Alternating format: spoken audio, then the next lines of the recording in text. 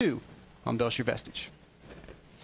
And of course, Ben, the same exact thing can be said for Oz, other than the fact that he won't be fighting on home soil in Toronto. But Oz has collected quite a few WCS points throughout this year. In the first season, he lost in the round of 32. That was surprising, losing against State and Violet. Season 2, however, we saw him. He made it to the round of 8. He unfortunately lost against Polt, and then he also lost against Alive in the deciding matches to decide who is going to go to Gamescom. But still, round of 8 finish, WCS America, that's quite a few points. If he makes it to the round of 8 again, and he has that second place finish at IEM Shanghai, you know, if Oz makes it to Toronto, he's collecting quite a few points here and there as well.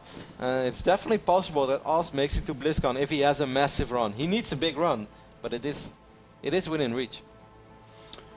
We will see. Spawning in the bottom right-hand corner of Belcher Vestige, the blue Zerg player. Her name is Scarlett.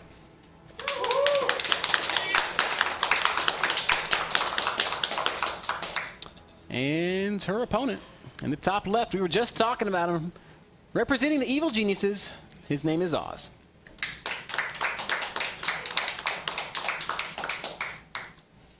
One game away from the top 8 in WCS America. It's a big deal for Oz. Definitely a big deal. Of course, a big deal for EG as well would be their second player already. That's more than any other team, as we had so far Hard from Axiom and Maxat from Invictus Gaming, which I think is still very cool. Man, what a surprising day this has been. I really didn't expect this day to unfold the way that it did. Like, I love Nessie, and you have to respect the legacy, but I didn't expect Nessie to cut it today. It would have been surprising for me if he did. But for Maxat to win this group, and now for Scarlett to be on the ropes, as you said, it's been a crazy chain of events. It has been nuts, Kev. Scarlett this time not going to go hatch first. She's gone spawning pool hatchery. Not the type of game you want to get cannon rushed in. No. And she knows that Oz, you know, has a reputation of being crazy in game number 2. Certainly in a PvZ. Her Overlord is going to scout Nexus first, though. Yeah. So we will probably see a quick third base here from Scarlett. Probably just see a similar game to what we saw last game. But you know, if you go up to 52 to 55 drones and then you start making a crazy amount of units, you can still stop those pushes. It will always be hard to stop a push like we saw Oz just made. We've seen that with parting 100,000 times. Every Zerg player will attest to it that it's always hard. You can scout it, you can be prepared. Even when you have the right units, it's still hard. But you definitely need those things. You need to scout it early on, and you need to make the right units, and you cannot overdrone. Certainly the Muta is not the answer to that kind of an attack. I mean, it could have been if the link counter would have been a little more successful, but it's hard to make stuff happen like that on Frost because it's so narrow in the natural, something we mentioned before as well. For instance, if the same scenario would have been played out on this map, on Belcher, this is a lot more surface area for links to work on than it was on Frost, where basically 2 big buildings cover the entire entrance. Like 2 big buildings and a pylon. Cybercore going down now for Oz. Scarlett, 3 hatcheries building. Drones on the way. But still no noteworthy choices haven't been made yet for either player. I was sending out a probe. I thought this was the second probe he sent out, but this is actually his very first probe. So he has no idea about how Scarlett opened. It could have been double hatchery before spawning pool for all he knows. Thor hatch before pool. Yes, cat style, but no. That's not the case, and I think he kind of knows that that's not something he should expect from Scarlett. Lots of drones on the way from our Zerg player. What will Oz do? Robo again.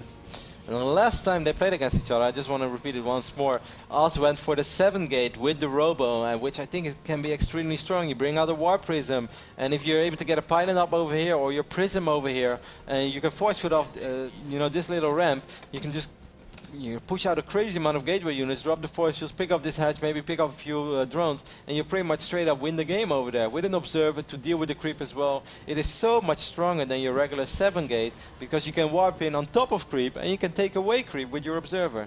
And I wouldn't be very surprised, Ben, if Oz does it. Then again, he also probably remembers that he did it last time against her. So maybe you don't want to do the same thing twice. Could just be his go-to build for PvZ on this map. Yeah, and possibility. I think it would be smart. Instead, we're seeing an Immortal being produced. So it's not going to be that. So could it be the Soul Train again? This is not the worst map for Soul Train. It's kind of like it's a little harder than Ohana, but you know, it comes down to the same thing. 44 probes. He's only building a single probe at a time. I think this is probably the last probe that he's going to build. So Yeah, it's almost a mirror image of what we saw in the last map. Man, extra gate's going to go ahead and start up. Scarlett, what are you going to do? She is also looking pretty similar. We've got the single Evo chamber. We've got the quick layer. We've even got the Overlord hidden in the corner of the map, although I don't think we're going to see a Spire built in Oz's third base. That would be silly. Roach one going down this time, though. That's already different than last game. Layer is a lot quicker. Last time it was 7 minutes and something seconds that it just started. Now it's already halfway done. But as I mentioned before, it doesn't matter if he's still making a lot of drones, though, man. He's already over 60. Seven more. Sweet. Jesus. 10 more. It's going to take Scarlett up to 69 drones, and that is that's a great number of drones for yeah, 3-base unit production, but it is the wrong number of drones if you want to try and defend what looks like Oz is going to be throwing at her. From this point on, it has to be all units. Crease threat is going to be very important as well. Every second that Scarlett can buy for herself is amazing. Hydra is then going down as well. She has an incredible good economy. If she keeps up with her injects, she's going to have a lot of larva as well. She's already saving up a little bit of larva as well. It is definitely possible, but you know, she's not going to have that crazy amount of units to even push this. Push the pushback, if that makes any sense, before it starts knocking on her front door. Yeah. Because he's going to have to buy more time for himself, so she will stay defensively. And that also allows Oz to set himself in a better position and drop even more crucial force fields. Scarlett sees this, I think. She knows what's coming. She is in massive unit production mode. There are 11 roaches out, 6 more on the way. Hydra production has begun as well.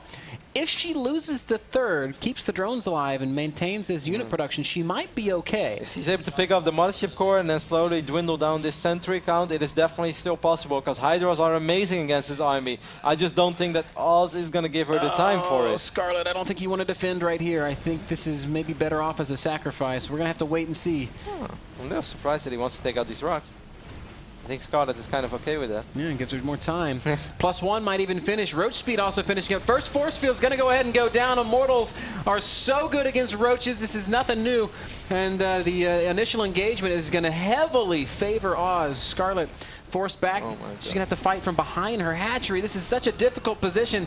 She is going to go ahead and force the issue. Oz is not warping in reinforcements. That could be a small mistake, but his money doesn't really allow for that much of a warp in. Oh, I mean, supply is surprisingly even. Normally that's a bad sign for Zerg, and Scarlett's actually just sacrificing this third base. I feel like she should have done this just before and defend as if on 2 base, but I think she needed those units to spawn. She needed the larva from it, maybe. Also still has to be careful, and he also knows this.